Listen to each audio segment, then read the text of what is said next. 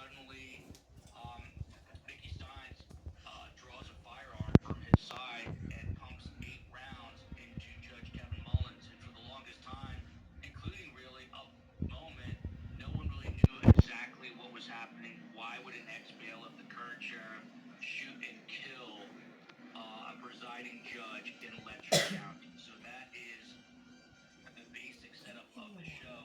And Ty Adams, I can see, is asking for water. And Yes, I'm sorry, she's handing me the water. I have a sip of water. We'll get you collected here.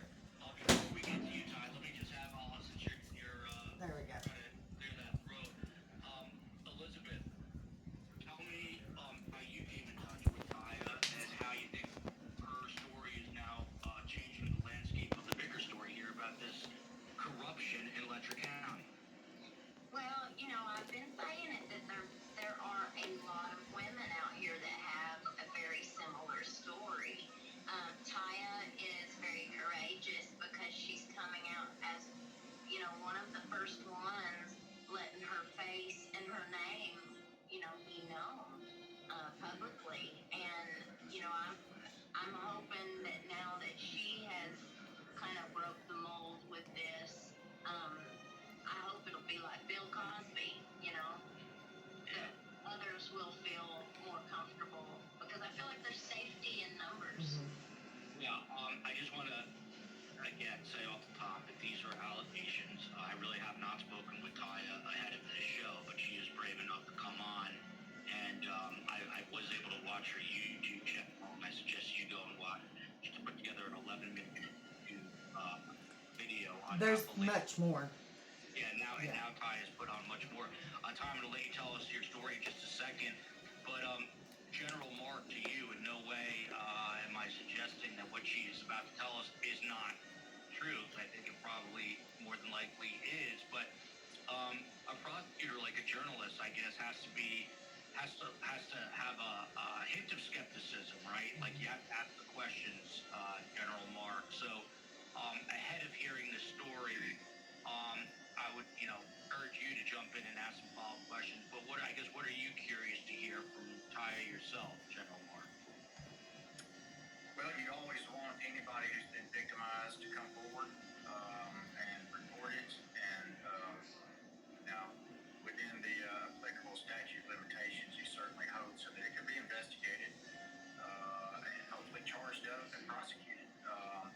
So, I'll be interested to hear what she's got to say. I know we got some background on this. I know Elizabeth is very familiar with it about alleged misconduct in Letcher County, and now we're hearing that in the county next door, a local prosecutor has apparently been charged federally with some misconduct. So there does seem to be a pattern in this area. I have people messaging from all over.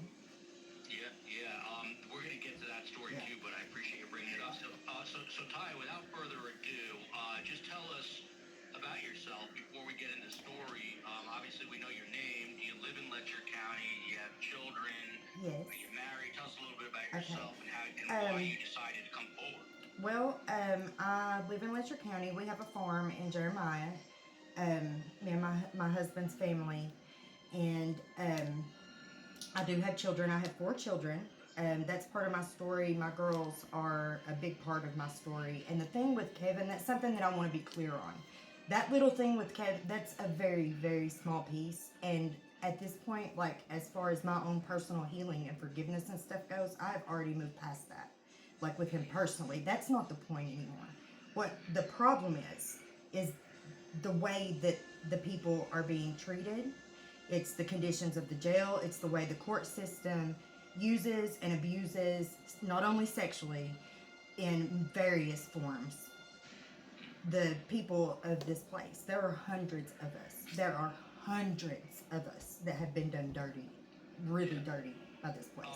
Ty, hang on. I'm hearing a little bit of weird music. I don't know if that's coming. Hold on. Yeah, Sorry. I'll let you get that off because I'm not into this. that almost I'll get sounds better. like a music score underneath. But, There we go. I'll get better. I'm sorry. Back to you. There we go. Yeah. Just real quick, Ty, 1 sec. I mean, Ty Sorry. is now alleging hundreds of other victims out there. From your perspective as an active DA, what would you be doing? What should the prosecutors in Letcher County and surrounding counties be doing to go investigate and interview these women, General? Yes, they need to be trying to follow up on any tips they get and encourage other victims to come forward.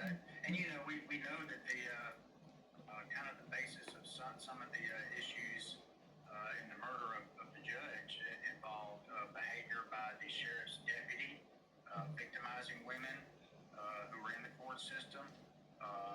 He was convicted of that and served some jail time, although that sentence seemed fairly light, I think, to most of us. So clearly there's a history here of misconduct, and you know, you certainly want to encourage your local authorities to go interview as many people and try to corroborate their testimony as best they can and bring those responsible to justice. The ones responsible are the local authorities. Yep, we're going to get to that, Ty. Yeah. Mark, General, jump in there.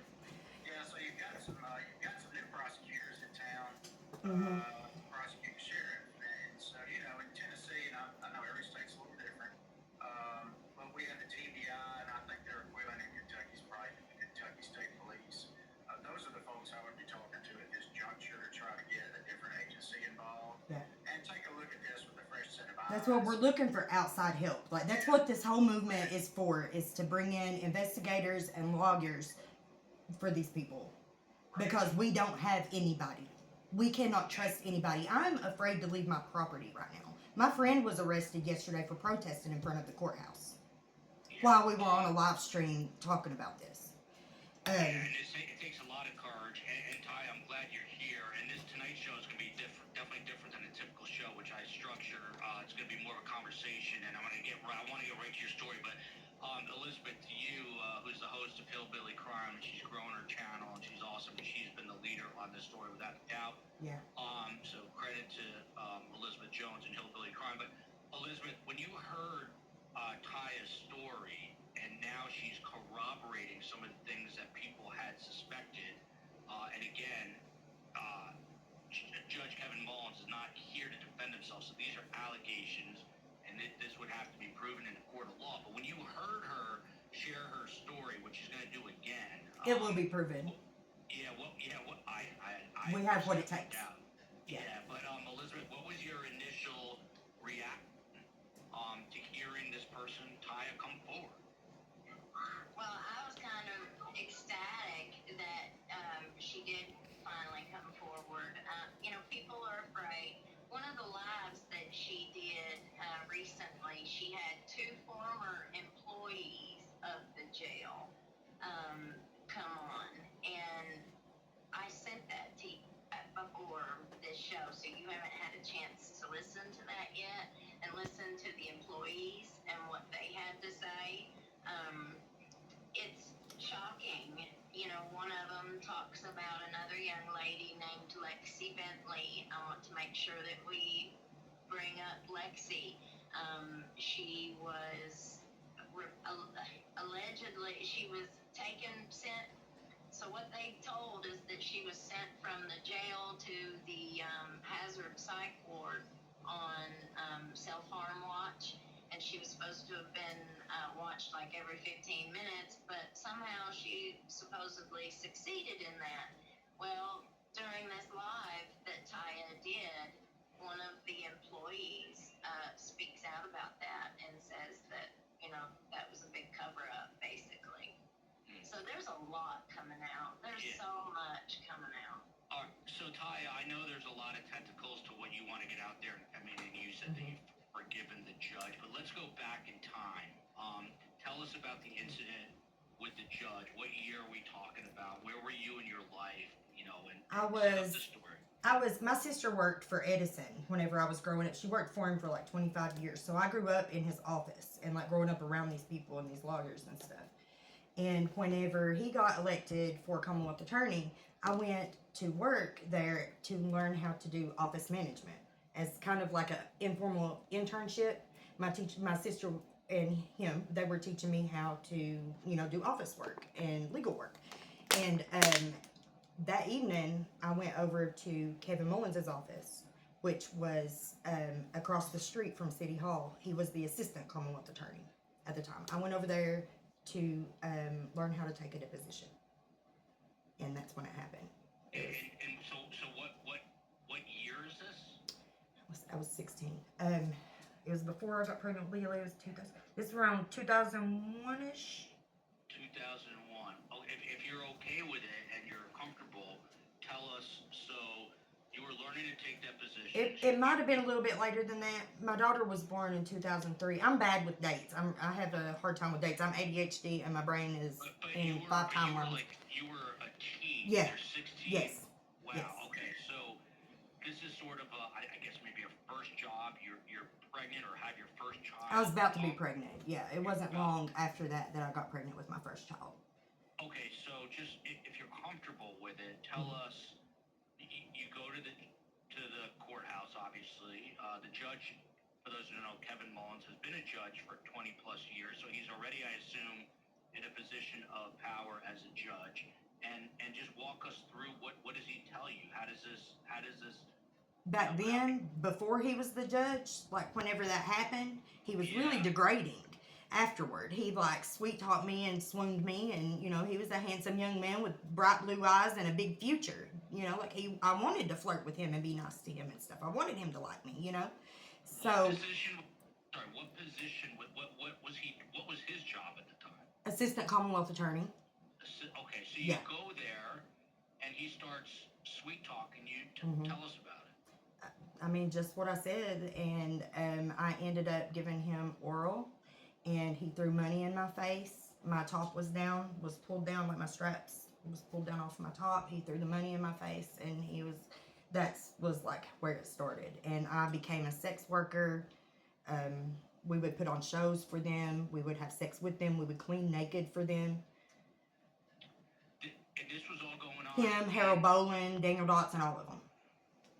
And he's the assistant Commonwealth attorney, so where is this stuff all happening? Is this sometimes at the courthouse, different rooms in the courthouse, back in the back where the vending machines and stuff are, Harold Bowling's office. There's a story about that's about to come out, about what happened with me and Harold Bowling, tomorrow. I don't know who he is. Who is Harold Bowling? He was, what is he, the county? He's the child support attorney, the one that gave me that put the child support and stuff on me and helped them to do all that whenever they gave me a life sentence for child support. And is he still active as an attorney? He's dead. He's dead. Okay, so he's no longer. Yeah, I found that out whenever I got out of prison. I think he died while I was in prison or maybe soon after. I'm not sure. Let me hold it right there. And let me go back pivot to Elizabeth Jones. Hillbilly, you seem sort of unfazed by this, and maybe it's because you live in Letcher County, but you just heard Taya saying that as the assistant Commonwealth attorney, Judge Kevin Mullins, who's no longer with us, flirted with her, obviously, 20 plus years younger, 25 years ago or so. You said he had a big future, and she ended up flirting with him and performing oral sex, but then it went on to them having, working the sex trade, doing sex shows, cleaning naked, just your reaction to that. Sometimes it would be like at apartments and things like that too, but like it was wherever was convenient. Pulled over on a strip job, wherever, it don't matter. You know how they are around here. Yeah, and he was throwing money at her, Elizabeth. Your response. I don't know if you know all this yet, but your response to these details. Well, what she's referring to is what everybody around here knows as the private parties. Swingers Club. They have had private parties for a very long time where they hire local musicians to come in sometimes, and they would, have a live band. One of the big things that I have been told that they liked was women to clean naked for them, For just topless. clean their house naked and just walk around naked. And when they would have their poker parties and their card parties, they had women serve their drinks topless. This has been something, like I told you before the show, a lot of this stuff was fiasco. You know, it's not like this is something that's just happened within Yeah. the last 5 years. And prior to technology and social media advancing so much in the last 5 years, these people were loud, they were out, and they were proud Mhm. of being And old, perverted men until it started to become, you know, not such a great look, and social media caught up with it, and now everybody's like, well, how dare you say that? Well, everybody was saying it before. yeah, that's what, like, those depositions that everybody gave at the courthouse claiming that they didn't have a clue that any of this ever went on or none of that. Every one of them are straight up liars. There's no way. There's no way. And I will tell it right to their face. There's no way that they did not know. This whole town knows. Everybody knows. Yeah, and Elizabeth, Colleen here says they would arrest the women later to keep them quiet and control them. Is that what you have found? Yes. Yeah, they get them in the system. See, that is that never-ending system, that never-ending cycle. So once they get them arrested, then and all it takes is just the arrest. That's just the get. Then once they got them in, they either have them on a bond, so they're under conditions of a bond, where they're threatened to be put back in jail at any moment, or they're put on house arrest, where you know, that's being profited from, and sexually, financially, you know, Drug court. power play, and or they'll send them to rehab underneath another very similar person, so they're still under the thumb, or they graduate upstairs to the drug court. They go into drug court, they give away their right to an attorney. Never They get give out. away any of their rights. They are bound by the rules and the guidelines of drug court. Like, one of my girlfriends got a 2-year drug court sentence. She went to drug court, not one time did she have a dirty urine. But she ended up serving 4 years in drug court instead of 2, because they kept putting her back at the beginning of the program because they didn't like things that she would say.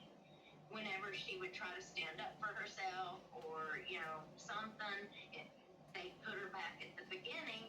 And I'm like, wait a minute, how can they just keep you in drug court indefinitely? You know, and that means that they're always going to be able to pick something. It doesn't matter what it is, and just put you right back in jail or put you right back at the beginning. You're at their mercy. Yeah, Ty, I'm going to get right back to you, but let me get the general in here. So, Mark, a few things. Number one, what Happy Days says is 100% true. A clear line of demarcation. She was a minor, at least Taya was at the time. You're hearing that some of this is dating back to 2001, Mark. So I don't know. It would seem to me statute of limitations on that may have, expired. But Mark, this is some of the most serious. These are some of the most serious allegations. I mean, we're talking about basically sex trafficking. Hiring them as sex workers, having these sex parties, exploiting them by having them clean naked, and we haven't even gotten into some of the charges that Taya dealt with in prison. Still dealing with. Yeah, still dealing with all these years later. So I guess, Mark, what advice do you have for Taya today? Because it seems like everyone is going up and down elevator here with the level of corruption. I mean, does Taya need to contact the Kentucky State Police? What can she No. do? Fuck no. Sorry, pardon my mouth. They are dangerous. They are dangerous. They are dangerous. Mark, your response. I mean, this is a small town here. It's the truth, ain't it? Yep. It's the truth. Ty, hang on. Let Mark jump in. And we'll Okay, come back sorry. to you. Don't mess with the popo. Don't mess with the police here, because they will kill you. They will hurt you. They will sit you out in a ditch somewhere. Mark, the floor is yours. Yeah, and I touched on statute of limitations earlier. You know, we've come a long way. I know when I started back in the mid-90s, statutes of limitation were typically a lot shorter. We've gotten better educated about these types of crimes and how they victimize people. So statutes of limitations today for felony offenses and felony sex offenses have gotten much longer. In fact, in Kentucky, I think there is no statute of limitations for the crime is, especially a minor, that that wrapped up in that is a whole lot of different offenses. When you're under the authority of a court or law enforcement, that puts those people in positions of authority that can enhance the punishment or the severity of those crimes. So you can have a statutory of a minor. That's one thing, but if it's done by an authority figure, that's a more serious offense, and that's a felony. Well, he's dead though. I mean, Well, and that's a problem unique to Judge Mullins in your particular case. Yeah. To the extent that others are involved and had been involved and might still be alive and still be chargeable, those do need to be yes, reported. and there are many of those. Whether it's the Kentucky State Police or the FBI, I would encourage people to reach out and contact. And when you have a systematic abuse like that, that can lead to a different kind of charging as well. Can I tell you what happens when you reach out? Please, go ahead. Gang stalking, drugging, hot shots. You can't call and ask for help. I have written the governor, I've written the attorney general, I've made phone calls, I've asked outside law firms for help. Nobody will touch it. They say they're not touching this place. They don't want no part of it. The only people that I've even felt close enough to, trusting enough to approach with it. And that's not even bringing up all the other stuff. That's just with my charges and stuff. Like asking for a lawyer to come here and look at this and see that this isn't right. I would suggest the U.S. Attorney's Office is prosecuting the state prosecutor in the county next door. Well, they got the feds all over the place kicking people's doors in, taking people to jail on bench warrants. Why can't they come and question the people that are the actual victims of the criminals? You know? They're everywhere. They're all over the place, kicking people's doors in, bothering innocent people that ain't hurting nobody, and just making shit harder. That's something else that happens. They will come for me. They will come for me. I'm still on parole. And I know by speaking out that they are going to retaliate in some form. I'm just waiting for it. What about the FBI, Mark? Yes, I mean the FBI. Now I don't know which law enforcement agency actually did the investigation of that state prosecutor. I think his name is Scott Blair. That could have been a state agency. That could also be a federal agency. I haven't seen the actual warrant in that case, and Elizabeth might have more information, obviously, than I do. I just learned about that a little while ago, but clearly there's a federal interest in taking on this type of misconduct and corruption, and I think that would be a good place to start. Yeah. COE, I don't know if you can find it or if someone in STS Nation can get us an email for the Kentucky FBI office, and then what you guys can all do. And again, I always say the most powerful weapon in the world is a microphone. But if you guys can share this show with that tip line, if there's an email COE, if we can find one, you guys can all email the FBI office in Kentucky after the show and just flood their inboxes with emails to make them aware of what's going on. Elizabeth, before I get back to Taya, other people, do you have any idea, Elizabeth, the number of women who have similar stories at this point? No, I couldn't even guess what numbers we're talking about because, I said quite some time ago that I thought they used that jail as a sex dungeon. Yeah. And basically what they did.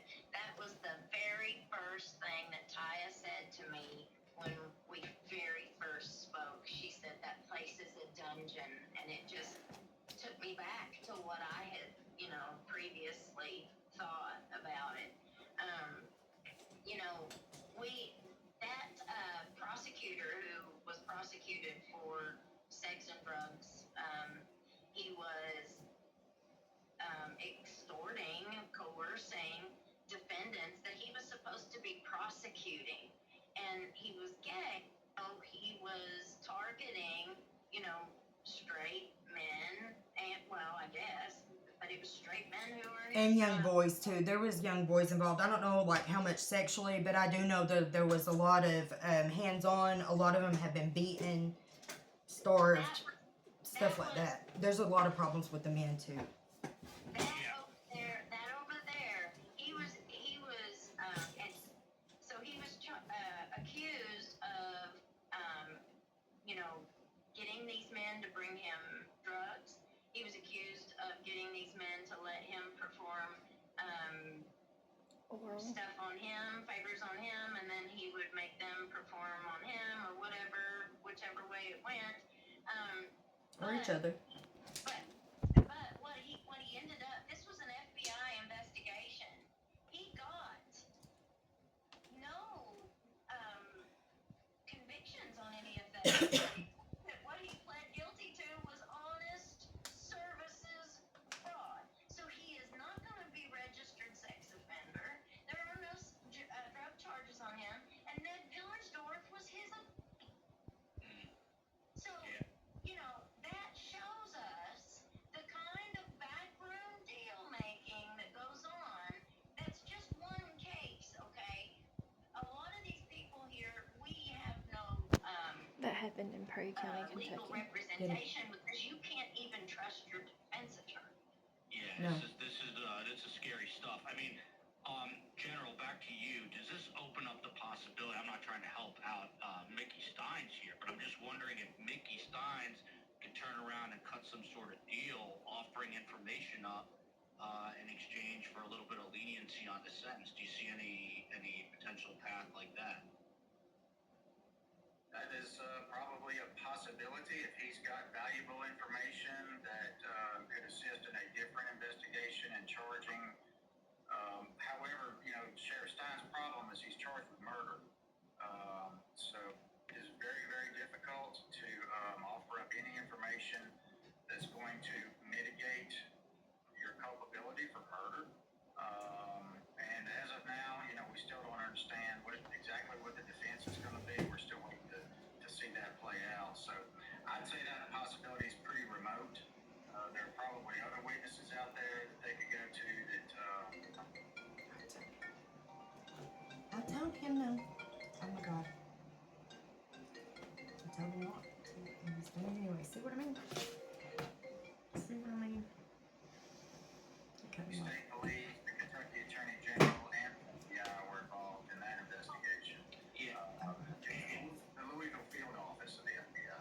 Okay, for those who don't know what the general is talking about, in Perry County, which is the neighboring county to Letcher County, the Commonwealth's attorney is a guy named Scott Blair. He was arrested back in June of 2024, so basically a year ago. He was charged with honest services wire federal court, and allegations where he used Facebook Messenger to solicit both sex and meth from defendants his office was actively prosecuting. At least 5 victims were identified by investigators. One male victim said he was given probation and drug court in exchange for sex. So this is the same pattern. So it was a male victim given probation and drug court in exchange for sex. But when he stopped complying, this guy Scott Blair revoked his deal and sent him back to jail.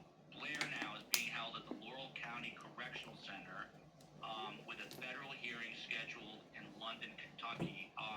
Back to you, Elizabeth. Do we know other than that, do we know what's next for this case for Scott Blair? Not for Scott Blair. He'll probably get out early, but for some reason, and he'll ride off into the sunset, and nothing else will happen to him. He can't get released early. There's no parole in the federal No. system. Yeah. Okay. Yeah, you have to do 85% or something. At least 85%, yeah, if not more.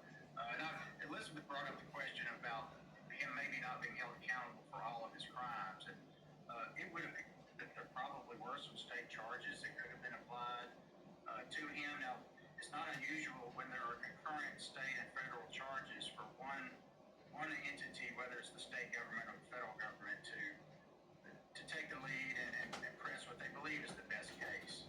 And sometimes the state will not follow up with their own charges that they think that the federal sentence more or less covers whatever penalty they can get. And we do encounter that sometimes. And recently I've had the federal government decline to prosecute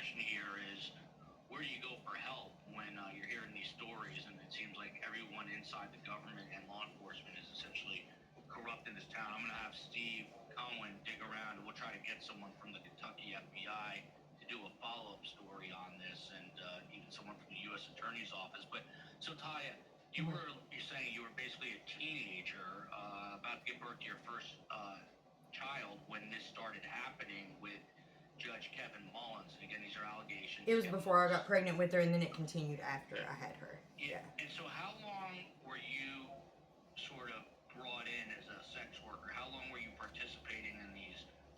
Until I was about 20. I was about to turn 21 when my mom died, and I just like went off the rails and went nuts and started shooting up, trying to kill myself. I was trying to overdose myself, and Kevin seen that I had bruises on me, and he didn't like that, and I ended up getting sent to detox for 17 days. Court ordered to take Suboxone. I was the first person to take home Suboxones back to Letcher County by court order. They wanted me to go to drug court, but my dad said no, because it would have been a conflict of interest for me to do drug court here in Letcher County because of Edison and my sister and our family relationship. So my dad was like no, because they wanted me to leave my home here and go to Pikeville and stay in a homeless shelter so that I could enroll in their drug court program. My dad blooped. He flipped out. Well, my dad's no longer with us. He died while I was in prison, and that was my last advocate. So, after that, I ended up getting sent out. When I did finally get out of the detox, they had me all doped up on all these meds and stuff, sick as a dog on it. I hate Suboxone. I mean, it was good and it saved my life, but it is not a long-term thing. But, then they sent me, after they had already released me from the detox with my Suboxone, and I'd been home for a week or two, they come back, the court sent the cops to pick me up and said that I was court ordered to go to rehab in Virginia, in Duffield, Virginia. New Beginnings was the place, and I was one of the first ones through the door over there. And I stayed there for a whole year, and then did aftercare there, and then went on with my life afterward and got sober, had Sadie, lost her. The state came in and took her. They didn't let me leave the hospital with her. They said that that she had in her meconium, her first bowel movement, that she had Suboxone in her first bowel movement, and that I didn't have a valid active prescription. So that was their grounds for removing her from me and not letting me take my child home from the hospital, even though I did have a prescription all the way up until the end when the doctor's office closed. Yeah, is that normal, Mark, for them to send someone out of Oh, and state to- my is that prescription, I still had pills in my prescription from the previous month that I hadn't even taken yet. The prescription wasn't even expired for the month yet, and that was the grounds they used to remove her. But you said they wanted you to do rehab in another state, right? Yeah, they sent me to Virginia. Mark, is that normal to have someone go to a different state for treatment? We were some of the first that was ever getting sent to rehab from here. We didn't have no rehabs anywhere here. Possible, I'd say it depends on your geographical location. Yeah. We've had defendants go to Mississippi to what they believe to be pretty, good rehab center. You could go to Arkansas, but those are within an hour drive from us or so. If I was in Middle Tennessee or Middle Kentucky, I think that would be a bit unusual. So, Ty, I know this is, you're like me, you got ADHD, so you want to get it all out, and it's I do, rough, but I'm passionate about this. I know, I can tell, and you should be. So, and I'm sorry for everything you're going through. So, you're like 21 or so, you said, when the sex part of it stopped. But then you did get, I guess, in trouble. Well, it didn't completely stop. It just slowed down with Kevin, and I still fooled with some of them, and then especially Harold Bolin. Like, I stuck with Harold Bolin for a while, even throughout, like, being with Silas and having Sadie. After we lost Sadie and everything, like, I still fooled with Harold Bolin until he did me really, really dirty one day, and that's coming out soon. I don't want to talk about it here and take away from the other stuff, but That's okay, but yeah. Eventually, I guess you were sentenced to a term in prison. Why was that? When did that happen? I got a trafficking charge for one Suboxone strip that I gave a girl that harassed me and and chased me all the way up on the mountain. I'm dope sick. I'm dope sick. It doesn't matter. I did it. I gave it to her, right? So that was my original charge. I did 6 months on that charge. Went to court. When is this? When is this? Is it 2015? 15 or 16? Okay. I've got the papers laying in there. I was all set up to do this in another room, and then everything changed. No, it's okay. But let me ask you. So between 2001 roughly and 2015, were you involved in all this stuff, or was there like a big lull in time? There was like a lull in time because I got sober, and whenever after they took Sadie from me, I went off the rails for a little while, and then I sobered back up, and I went and I got pregnant with twins, and I had my little twins, and they were 3 years old whenever I left the home that we were in because I was being raped by my father-in-law, like everywhere, really, really bad. He would break into my house. He would kick in my bathroom door. He would just take me wherever I was at. As long as and we would be riding to church in the car. He'd be sticking his hand back, trying to rub on my leg and stuff.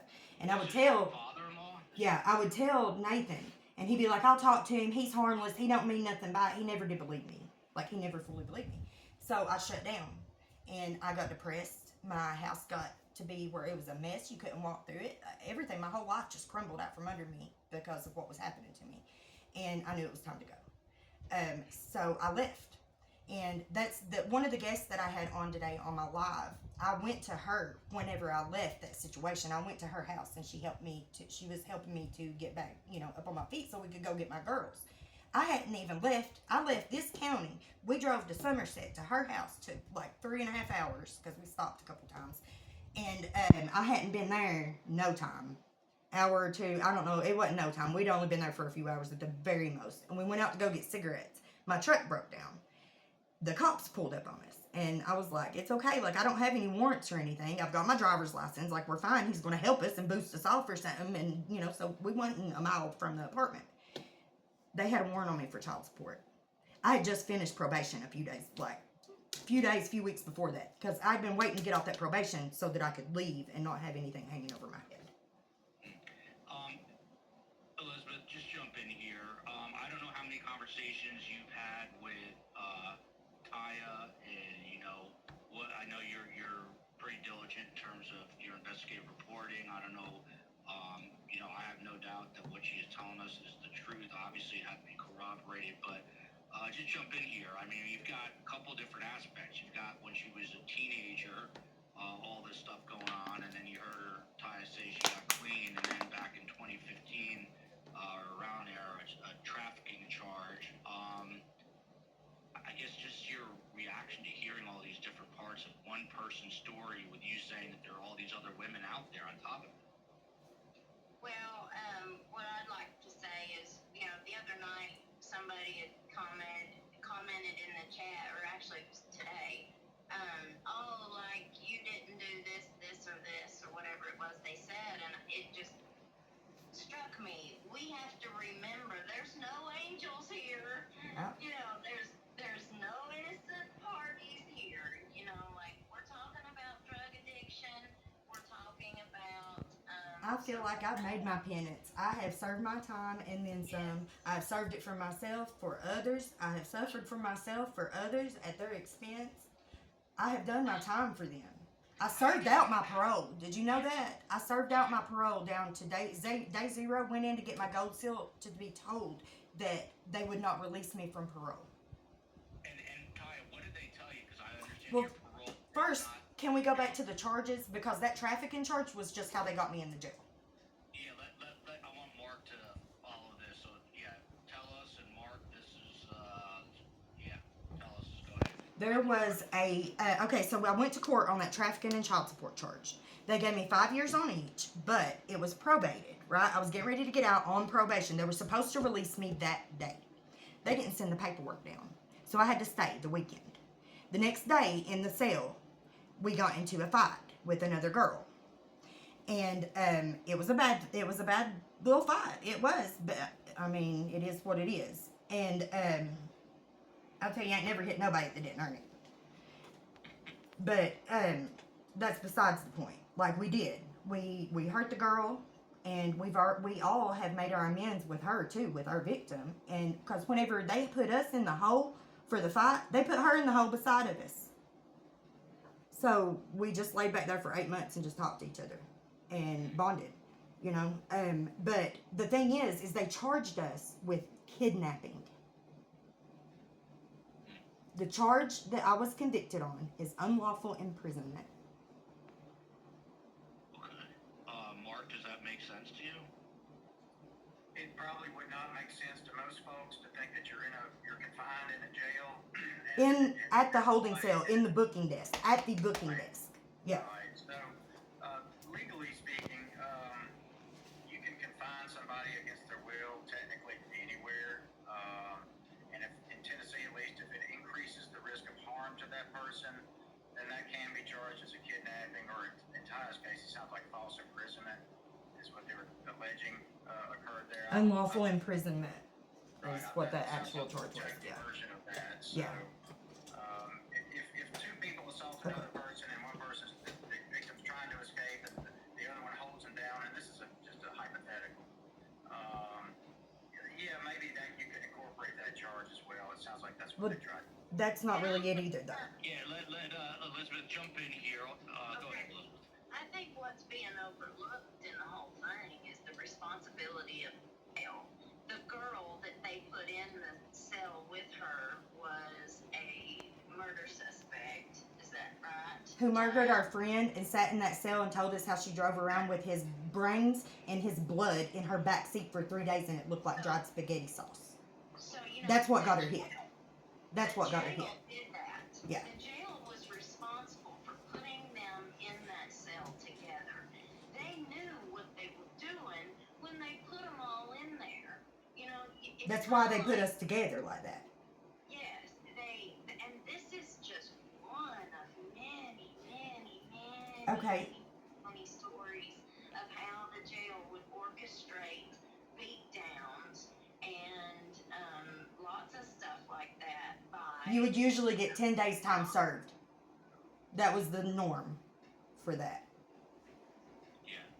And they gave us, I ended up, my final sentencing day with Jimmy Kraft, he said that the 5 and 5, the first original charges were going to be run concurrent for a total of 5, plus the extra 2.5 years that I got tacked on, you know, while I was at the jail for the fight and the contraband charge that I got. And whenever I got, and I said, he was, you know how they ask you at the end of court, like, are you clear on this? Do you understand everything that's been done? I said, no, I do not. That was the first time I met my attorney, was that day. Everybody else got an attorney. They got Bill Melton. The other girls did, my co-defendants, but not me. I got that Seth Combs, that I never seen a day in my life until the day that he locked me away and then forged my final sentencing papers. Whenever I got to prison, I got my timesheet to learn that they ran it all consecutive. I had 12.5 years. So I did the time. I did their programs flawlessly. I mean, the Willow I didn't do flawlessly. That took me a few tries. That was the substance abuse and the mental health and the trauma programming.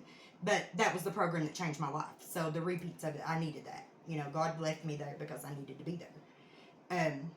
They're the ones that gave me the courage and the strength to do this. Elizabeth, let me ask you: Are you afraid? So Taya said at the beginning that she's hiding out on her farm. Are you afraid for Taya right now, for her safety at this point? Yeah, but you know, I think that she speaks out. You know, if anything does happen, I think it can only help us at this point. she'll be more apt to get some help from somebody now that she's spoken out. You know, I have been threatened recently, Joel, and we have a jailer, the former jailer, Bert Sloan, retired a couple months before Mickey, and then his brother, who he had hired, was appointed the new jailer, Brian Sloan. Well, they have a sister, and their sister has been going around telling anybody that will listen, allegedly, that they're, as soon as they see me, they're gonna rip their uniforms off, and they're gonna beat me, give me a beat down that I ain't never had before. Let me find out. And if they can just get me into the jail, get me arrested and get me into the jail, then I'm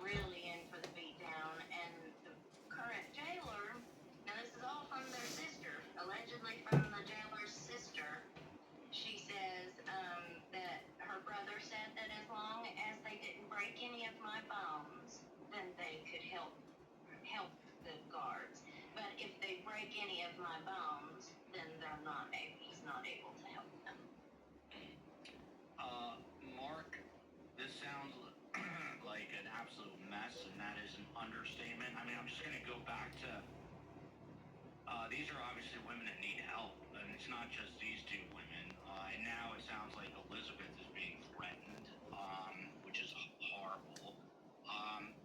If you're Elizabeth or Taya and you get off this done talking on this show, who would you recommend their first call? I mean, they're afraid to call anybody. Is it the U.S. Attorney? Well, given the fact that they actually took on the case of that prosecutor in that neighboring county, I would suggest that looks like a pretty good place to start. The Louisville FBI office. I mean, if you can't trust your local officials, I mean, what are they going to do? Tell them, bad boys, don't do it again. you have to start somewhere. You know? And it sounds like nobody really trusts their local police to do it, or their local sheriff's department. So yes, that is exactly where I would go. Yeah, Mickey was right to be afraid for his life to get into that car. Yeah.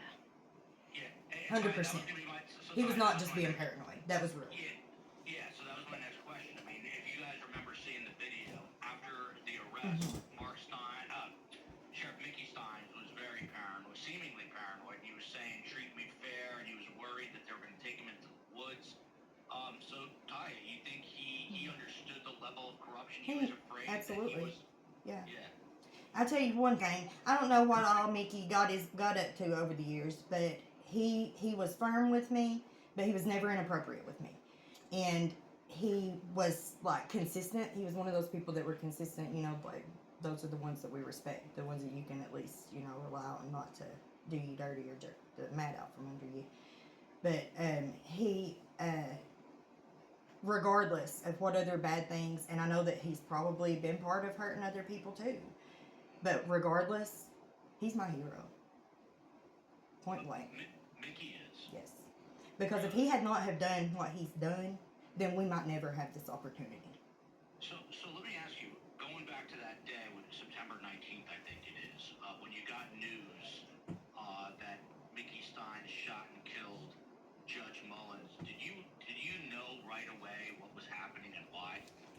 Yes. I turned around and told my husband, I said, oh, it's coming. Here it is. And he's like, ain't nothing ever going to happen in this place. You know it ain't. I said, watch me rise. Because I'm not sitting here anymore and watching. And the phone calls, the FaceTimes, the messages that I have been getting from all these girls, it's going to blow your freaking mind. It is going to blow your mind. Like, I've only dropped a small fraction. There's so much more to come. And it's not just people's allegations and words. That's what I need to make sure is clear here. We have solid physical evidence. And no, it's not in any of our homes. So don't even try to come and swoop us up and dig it out. Don't bother. It ain't even in the state. But there's lots of it. There's digital evidence. There's physical evidence. There's probably about 30 years worth of it that these women have been holding and saving and waiting for this. If you and other victims need a platform, mine is always open. So share that. I appreciate it. If you want to come on with people, with Elizabeth, whatever you want, you let me know. But Elizabeth, back to Ned Smith is much more level-headed than me. I'm just shocked at what I'm hearing here. But Ned Smith, the woman with the bun, wants to know, what do these women need? What would help them out of this situation? I guess that's a much clearer, concise way of asking it. So, Elizabeth, what is your answer to Ned Smith? One of the things that I was really concerned about is the Hollywood or networks coming in and trying to buy these women's stories for $500 or $5,000 even. So, and I'm no lawyer or anything. I'm no producer or nothing like that. But I just one thing that I would like to do is be able to teach these young women how to do their own YouTube, how to do their own social media, and let them tell their own story and let them make their own money and stop the people from the vultures Gain their own independence. from profiting from these women. So I've recently spoken to one of the high-profile victims in this whole case, but I'm not going to say say which one. And I was just completely shocked to find out that she has absolutely zero resources. She doesn't have any money. She said everybody thinks because I've been, my name's been out there that I've got money, and that we're on our feet. She said, they can't get jobs. Her kids can't get jobs. She went to the store one day and she said, I swear I was nowhere near the exit. And they come over there and talk to me and the police. And the next thing you know, she was arrested for shoplifting. She just can't catch a break. And, she's very smart. She is very determined. But, my concern is that people will come in and take and profit from them and profit from their stories. And I think that social media and I think that these platforms have developed enough that if we can help them get on their feet and make their own money, then, people will listen to what they have to say. I'm 100% with you. I mean, that's the beauty of YouTube is that everyone can get a platform. You have dumb idiot TV executives And talking is who are the hosts. So, and Taya did that, and you're obviously doing that. Julie Fruit here, who's one of our mods who helps us a ton. The FBI contact here. You want to just go to www.fbi.gov and you can search for the Louisville field office. This is the actual link, but you want to go there. And then on Twitter here, which is now X, it's x.com/FBI Louisville. So if you just put in FBI Louisville, the X, and listen, I encourage you to share the link to this show with them. Say, hey, this is what is going on. Watch this. Can you help me? Okay. Taya, to you. So, how many years? Let me just get this on the record. How many years did you serve in prison for? How many years total were you in prison? I did about 3 county total, and then 5 in Pee Wee Valley. 3 county, 5, and that's the state prison in Pee Wee County. That's county. That's state. Yeah. Okay, so 8 years. KCIW. Total? Yeah. 8 years. Yeah. And I finished my parole and did all their classes and their substance abuse. And whenever I got out on parole, they tried to make me go to drug court. And I threw a fit in the parole office. Like, I blooped out. And they fixed that and had it fixed where I could just do aftercare for 6 more months. By the way, this is another great one. And this is after I had already been sentenced and served my time. They wanted to add drug court onto my charge after I had already served the time. Yeah. Elizabeth and Ty, if you can, Google the Southern Poverty Law Center. They've been around for 100-something years. Okay. They're advocates for people in the South. Please contact the Southern Poverty Law Center. Send them the link and tell them what's going on. But Ty, back to you. So you're out of prison. You served your time, 8 years, 3 county, 5 state. And I understand, though, your parole continues through something like 2099. Why? What's going on with it? They said that they would not release me from parole until my child support is paid in full. Now, mind you, whenever I got final sentenced, they also doubled my child support payment. The day that they did my final sentencing, they filed it at the same time. And then whenever I got out, I got put on a payment plan and I started making the payments. I've not missed a single payment. I've made payments in between when I can, not much extra, because I've had to pay off fines and restitution and stuff too through the clerk's office. I still owe $300 in court costs up there. But the child support thing, I only found out just recently through one of the parole officers that they charge so much interest on your child support that you can't pay it off at a lower payment grade like that. And I do not have the money to pay anymore. I mean, and she has been, she's 22 years old, so she don't get a dime of the money. It's taking money out of her pocket. I mean, and it always has. At one point, they had me and her dad paying each other child support, and my sister was drawing a check on her. By the way, this is another contact. I'm listening to you, Ty, Yeah. but Flora Parry, Elizabeth Shipwright, Gloria Allred is a very I'm going to famous have to go women's- back over these. I'm sorry. Yeah, Yeah. she's a very famous women's rights attorney, and I actually was sitting with her and her daughter at the Diddy trial of all places. But her daughter, her name's Lisa Bloom, very well known as well. And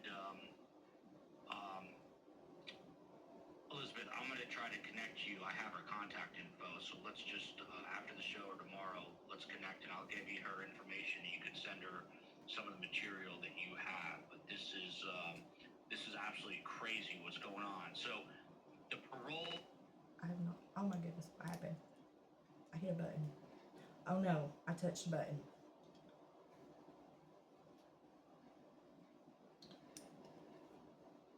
Oops. Can you Hello? join it back? It's about to let me back in. Oops. Okay, there we go. Enter studio. Okay, Or do you totally understand where she's coming from? sorry. Stay at home. You know, a little girl got arrested yesterday for protesting down in town, and she told me she had her little megaphone out there. She's could get traumatized. by herself. What happened with that protest? Tell us about that. She was by herself. And was She's she 4'11" too, so just mind you, she ain't no threat to nobody. I mean, she might climb somebody like a tree if you hurt her, but she ain't gonna hurt nobody. It ain't like she was hurting anybody down there speaking her mind. Is she a victim? And is she a victim, Elizabeth? Her former girlfriend was a police officer in Whitesburg, and she was also a police officer in Jenkins, and I think she was a police officer in Elkhorn City. And they were, involved in a lot of their own injustice and stalking, and say that they were set up in ways. And so she's really outspoken. But I wanted to mention something, Joe. Just like Taya coming out now, look how long the show has been going on. Like, we've been on, maybe 8 months or something. It started in last August. But, so we are coming up on a year here, that it's been going. Nobody was listening at the beginning. It took getting on here and just ringing that bell and ringing that bell and ringing that bell, because all of this sounds so unbelievable to the rest of the world, and we live it every day. Yeah, it's to us, to me. It sounds. I'm going to be honest, completely bonkers. It sounds like a lawless, crazy county. It is. And It is. Hence why we had a sheriff walk into the courthouse and put 8 slugs in a judge. You know what I'm saying? What's wrong with all this? Shout out to McSpunky, always generous. If there's anybody, I mean, the most valuable thing, I think, too, if there's anybody within STS Nation who does some kind of pro bono legal work and wants to help these women get in touch with, on their behalf, help them with getting in touch with U.S. attorneys or the FBI. So, sometimes, and this is no offense to either Elizabeth or Taya, but sometimes people will just say to themselves, these are just disgruntled women, whatever it is. But if you have someone representing you, and if there is someone in STS Nation willing to do that, it would be very helpful. But it's about time, since I've been sitting on a story like this for years. It's about me. I put it out there, guys. My hometown in Ohio is just as corrupt. I have decades of receipts, but fearful. Not anymore. So you guys are already helping people in other states here. Mm-hmm. But General, to you, here's a different sort of question. If there are law enforcement officials or legal professionals who suspect that a colleague is abusing the law, aka someone new, let's say Mickey Steins, Kevin Mullins, and knew he was doing this, what is the obligation of law enforcement or county or state official to step in and do something? Yeah, if you're aware of allegations of misconduct, you have a duty to investigate them and see if there's any official misconduct going on. We do charge and prosecute that a fair amount in our district here. We've prosecuted police chiefs, deputy sheriffs, mayors, and so we do have some resources to investigate and charge those. And I understand that this area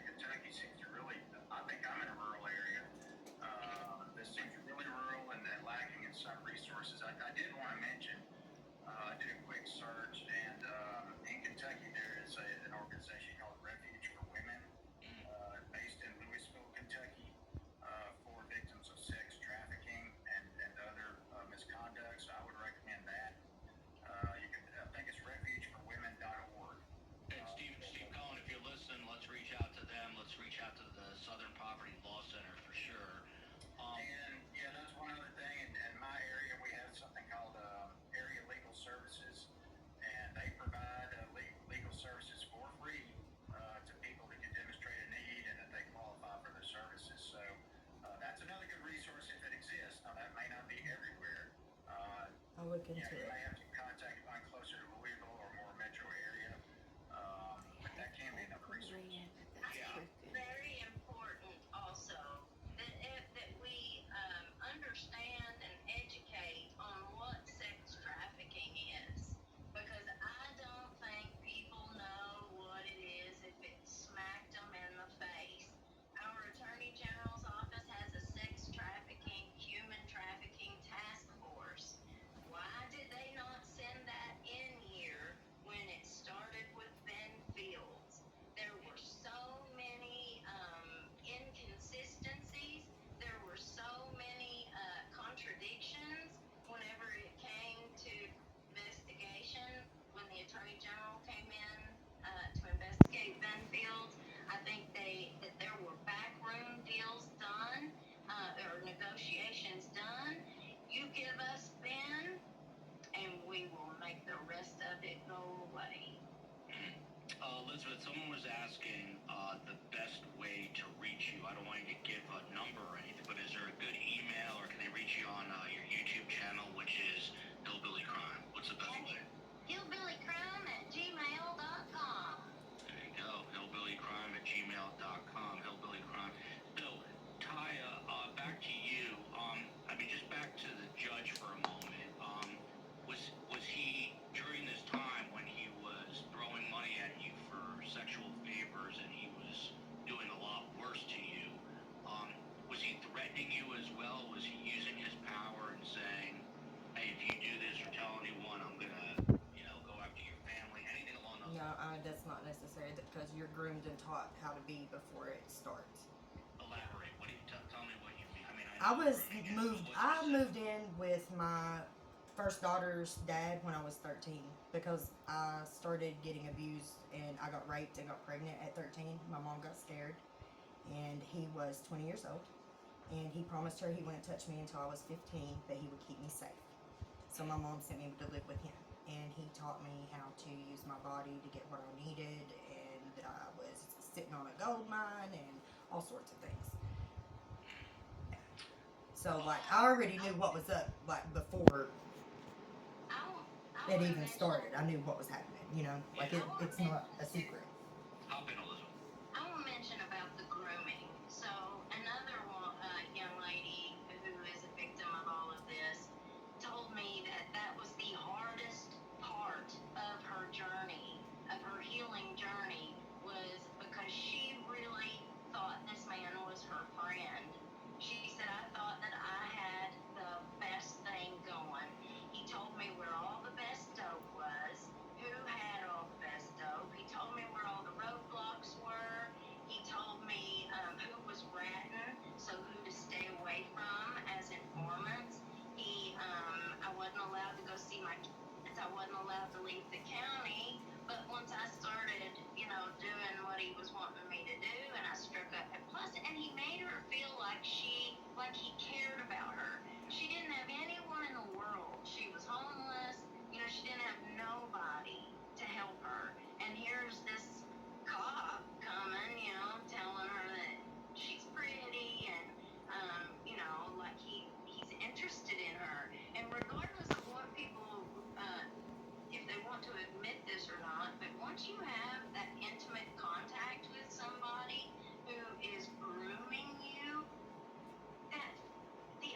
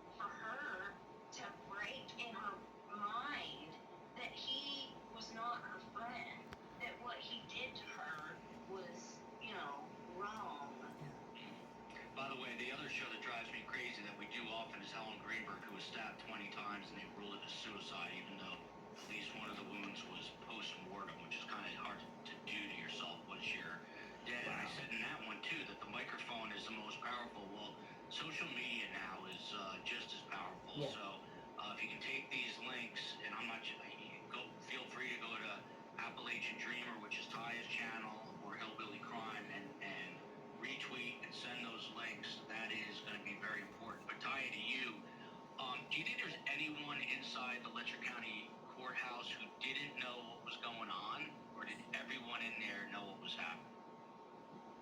Just give me a look. Everyone knew. Everybody. But I mean, there have to be some good people. So were they just scared to stay in Yeah. stay I silent? think like for so long, and the grooming goes farther than just the girls. You know, it's we're groomed to think that this is okay and that this is how people live. It's acceptable. Even the women and the other people that work there, like they believe that this shit's acceptable. By the way, And this is the thing Southern- is I'm sorry, like, real quick, this is the Southern Poverty Law Center, SPLcenter.org, and I know Ty, you're Okay. gonna help Ty and Elizabeth share all these on their site. But I'm hoping that someone comes forward from STS Nation who says, let's get a list of these women and let's bring these, they're not grievances, but these claims, publicly to someone who can actually do something here. So let's try to make that happen here. Ty, to you, what made you, just a couple more minutes and then we'll get final thoughts from everybody. It's a Tuesday, just back from Boise, Idaho. There's only so much one man can take. This is driving me crazy right now. The story is making me insane. But what made you decide now to come forward? I mean, everyone's gonna. I know victims come forward at a time that's comfortable for them. The Kevin Mullins murder happened back in September, but why did you decide suddenly to go on YouTube and make these videos? because I realize that nobody is looking at us still, for one thing, and the other thing is that that, like she said, like you've got to come to a personal healing before you can face your demons. You know, it takes a lot of inner work. It's taken me a long time to get here and to be able to talk about my experiences and stuff without shame. That's why whenever people bring up my charges, I welcome that. I welcome rebuttals. I want people to ask me questions and things so that we can expose it truly the way it is. But, oh my God, I lost my thought. No, it's okay. Well, Ty, let me ask you this. Okay. So you still have a $300 restitution, like a balance, is that right? At the clerk's office. And if that's paid off, what does that mean? Nothing. Oh, it doesn't help you in any way? No. He just keeps telling me to get it paid. But I still owe all that money on child support. There's nothing I can do about it. How much The child support, because the thing is if I went and paid that, I wouldn't have the money to pay the child support. And if I don't pay the child support, guess what? They put me back in jail for my full sentence. Can I ask you what you owe on the child support? It was like $26,000 last time I saw it personally. I haven't called down there and checked. I try to just avoid them at all costs and mail in my checks every month or money orders. But I know that the taxes this year, my husband claimed me on his taxes, and a lot of it did go to that. So I don't know how much of it came off, but nowhere near. At this rate, I would be like 60 or 70 paying it at this rate before I could ever even come close to having it paid off. Well, down the road, maybe we can try to do some sort of fundraiser to help you out so you can get to a position. I mean, Mark, just back to you. This just seems like a vicious cycle. People, in power like this judge preying on a woman like Taya who doesn't have tons of means, owes money on restitution, owes money for child support, and it's just this cycle that they can't get out of. And How's this broken, Yeah, well, once you're victimized like this, it can be extremely difficult to get out of it. And in Kentucky, in particular, I agree with Taya. The child support's a bigger problem than the restitution. I think if you get over $2,000 in arrearages in Kentucky on child support, it becomes another felony crime. So that keeps you in a certain level of jeopardy, legal jeopardy that you're going to stay in unless you can figure out a way to get out of it. Now, it's certainly my hope that we'll see a lot of support coming her way from telling her story. I think we're already seeing some of that just based on this broadcast. So certainly wish her all the best. But I know it's a tough situation. And at some point you might, this may sound far-fetched, but reach out to local lawmakers in the Kentucky legislature and say, can we talk about this? Oh, that's on the list, honey. It's on my list. Listen, if they would have let me have my parole, I could be working on toward getting an expungement, and I would have been able to finish my social justice degree. I had plans to go back in and work inside the prison system as a social service clinician. I was going for my bachelor's for that, and I can't. I found out about the parole thing that they're never gonna let me go, so I stopped going to school. I quit because I mean, what's the point in having the degree if I can't use it? Because they won't release me. I love it. You're a YouTube host. You got questions. Yes. Go ahead. Well, I want to know who gets that part of the child support that is interest. Yeah. Who does the interest go to? Do you know, General? I don't exactly. That's a good question.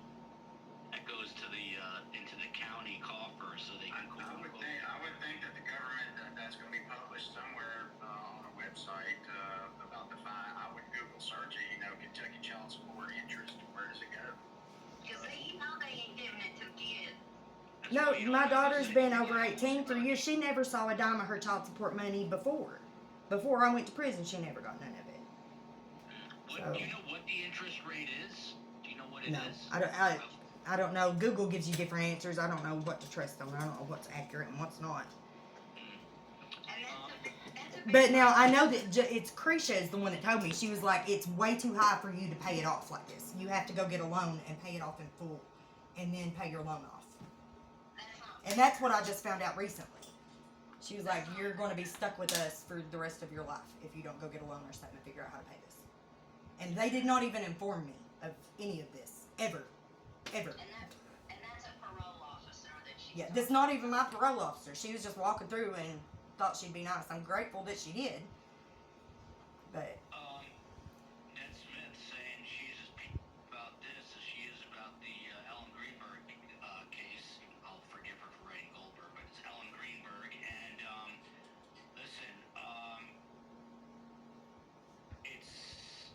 give you guys Mark and I will give you a little hint. Women have more grit and power and determination than us men. So you guys just stick it out, and you'll come out ahead on the other side. But let's get some final thoughts. General Mark Davidson, he is an active district attorney for 5 rural counties in Tennessee. I mean, Mark, you pretty much said it. I feel completely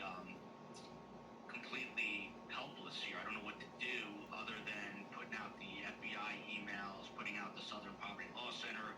I'm going to connect Elizabeth with Lisa Bloom, who's Gloria Allred's daughter and an attorney herself. But I don't know, what can they do in the immediate hours after this podcast, and what's more of a long-term strategy for these women? I would encourage you to keep doing what you're doing, and that's telling your story. That will encourage others to do it, and hopefully it will encourage others to reach out and offer, whatever assistance they can. I'm a big fan here of our domestic violence shelters. We don't have them in every county, and where I do have them, I can see a huge difference, and I want to get that in all our rural counties.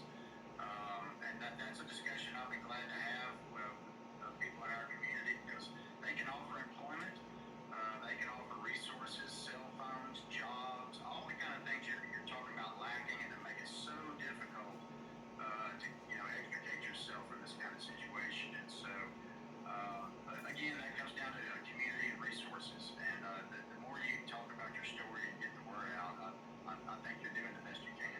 Yeah, and that the general is the voice of reason here. Cherry and Max 64. Can you do a follow-up? We'll definitely do a follow-up again. I know Steve Cohen. He's sending out emails to the Southern Poverty Law Center. Steve knows Gloria and Lisa Bloom too, who can help. But if there's someone in STS Nation that can represent Taya and Elizabeth, if you wanna, we could even stream a show together, or if we can get a few more victims on at one time. they're Taya lined and up. two others. They're lined up. Yeah, so Ty, if you, I'm going to send you my contact info. We will do it that way. I'm going to leave the final word for Elizabeth. So Taya, let me just say this. It takes a lot of courage to come out and share a story like you just did. With that said, I can tell that you're like a ball of fire that takes absolutely no you-know-what. So Yeah. whatever your husband Kevin says or whatever other guys are saying, I know you're going to do the right thing, and it may have taken this long to get where you are, but keep going, and we'll do what we can to help you. And with that said, just your final thoughts. Kudos to you for coming out and speaking publicly. Thank you. And I just want to say thank you so much. Thank you for doing this and putting it out there. Thank you for helping us get help. Yeah, please, everybody, again, share the link. Share Appalachian Dreamin' is Taya's YouTube channel. Apple Dream. APPAL Dream. Yeah. Apple Dream, APP. AL, Okay. as in Appalachia. AL Dream, Yeah. APPAL Dream. And Elizabeth, you get the final word here. You're the one that got this ball rolling. I know you're going to stay on it, but it's depressing, and I don't know what to do. So, what's your answer?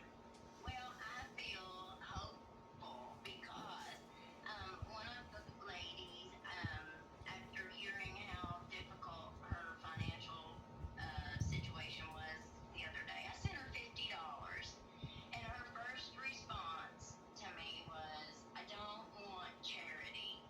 I want a job. I want consistency. I want to be able to build my life." And it put a fire in me, and that's when this idea was built in my mind, that these women have got to be given support and taught. You know, I'm self-taught. You know, I just did it all by trial and error, but I will share every bit of what little bit of knowledge I have, and to help them be self-supported. You know, whenever I started my channel, I was like, this is how much money I need to pay my bills every month. And I had to trial and error figure out what I had to do with my channel in order to make that much money to pay bills every month. And I've just kind of finessed it and figured it out and figured it out and figured it out. These women can do the same thing. You know, you guys asked me a long time ago if I was afraid, and I said the reason why I wasn't afraid is because they can't fire me. They cannot take my income. I own my own home. They cannot put me out homeless. That's what we have to do for these women. We have to be able to help them get on their feet where they can make their own money and pay their own bills. And lots of them are still dealing with domestic violence and stuff too. Yes. So it's a sticky situation all around. Well, Ty, I don't know if you know this. My mom's a Holocaust survivor. That's why we call the show "Surviving the Survivor." And she's a firecracker.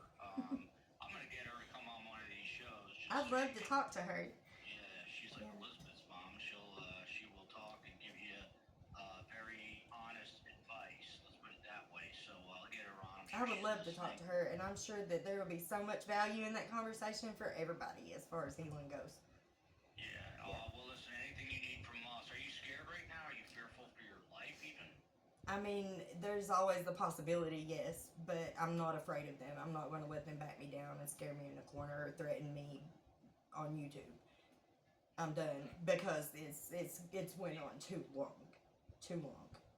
and there are so many victims, and they still have our kids wrapped up in their system. They're harassing our children. Social services is still taking people's children away left and right for no reason. Not give you a chance to even take a drug test, or don't even care if you pass it. It's bad here. There's a lot of things. It's not just the jail. It's not just Kevin. It's not just the courthouse.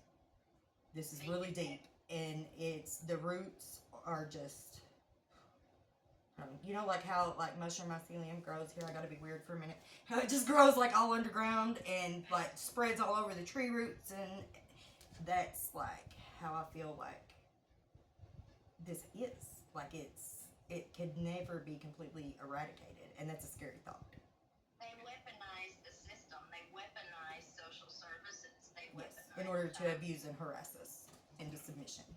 Well, you guys are doing the hardest part first, which is speaking out and letting everybody know. And we're gonna definitely follow up on this. Obviously I talked to Elizabeth.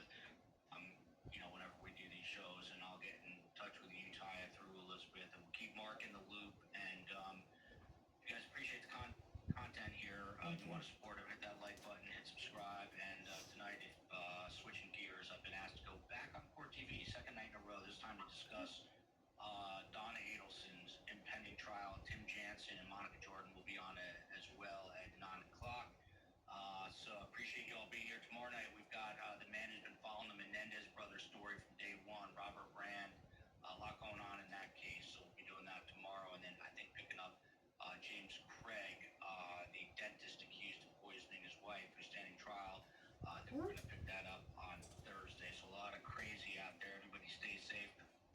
America. He ain't Love from you, Letcher County, is County. he? Yeah. Love you, Letcher County. Stay safe. Thank there, you so and, much. Yeah, watch your back in Letcher County for sure, and we'll Yeah. get who we can to help. Mark, thank you. See y'all tomorrow. Thanks for being here. I think I got more protection from the people than anything, though. For real. I really think that they will keep me safe. Yeah. What do you think? I've got your back. How and I did it think go? so. I think it went good. I'm still recording. Do you want to Okay. say anything? No, I'm just really excited. I'm really excited. I'm proud that of people you. You are did listening. great. I'm so glad that people are listening. You did a great job. I'm really proud Thank of you. you. Thank you. Thank you for coming and sitting here with me. Thank you for letting me When record. filming, yes, thank you so much. That was wonderful. And I forgot to I stream had it on my channel because I'm not good at this. I couldn't stream it because But I will where get- the Wi-Fi wouldn't I connect gotta or get whatever, you but I'm hooked up still on our Wi-Fi. recording. You can I'm use our recording. Wi-Fi. We'll put your password in so you can use it now. But I have a different story, you guys. I can't really talk about my stories yet because I haven't told y'all a lot. But I still have CPS on me. I'm still going through CPS, and whenever I say I have classes on Fridays, I'm going to parenting classes on Fridays that I got myself involved because of CPS. But I do plan on telling all my stories about CPS. I don't have drug abuse or rug abuse. Sorry, YouTube. But I have a sibling that did or does or whatever. But that's not my story to tell. But I do deal with a lot of the stuff on the other side of things. And I'm appreciative of Ty for being my new friend. And she's my neighbor and she's married to my distant kin cousin. So I got a whole new cousin Yeah. and a whole new friend today and maybe some lawyers. This has been a really good freaking day, guys. Yeah. I'm ecstatic. Thank you all for your support. For Yeah. real. And thank you so Thank much you for so sharing much. that. And I hope, I don't know really. I've watched some of his shows. I don't know if he can help us or not. And I'm not the type of person that likes to ask for stuff. But I'm desperate, you guys. I am desperate. I am poor. I'm tired of suffering. I'm tired of just surviving, just existing. I want out of this place. Unfortunately, I have ties because of my children to Letcher County. But I would like to be in a different area of Letcher County. And I don't have those resources, just like a lot of these other women, like Ty and some of the other victims. And I was not, I'll make that clear, I was not a victim of this kind of sort of thing. But I have issues on the other side of things that goes on in this county. And everybody's just going to say, I'm crazy, and write me off on Not mental no more. illnesses Not no or more. whatever. Not no more. But That shit's over. Them days are The over. truth is coming out. Yes. And anyone who knows me, I try to be as honest as I can be. And I'm a very honest person. So, thanks for watching. And I appreciate you, Ty. And Thank you so much. thank you so much. Let's have a cup of tea or something. You want some coffee or tea? What do you We'll want? talk to y'all And then later. Let's go for a walk.